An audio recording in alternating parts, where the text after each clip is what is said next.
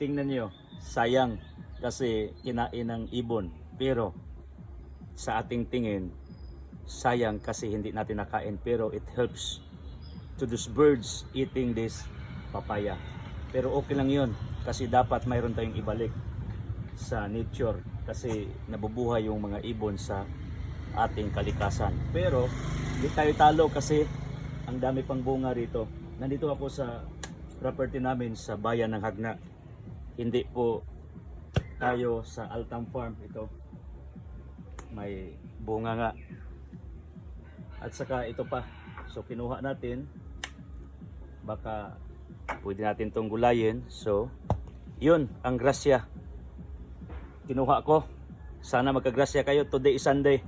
Pagpalain kayo ng Diyos sa kalangitan sa inyong nakita na pagpapala. Bigay ng inang kalikasan galing sa may kapal na tagapaglikha. Pagpalain ang iyong pagpahinga with the Lord. Okay? God bless you.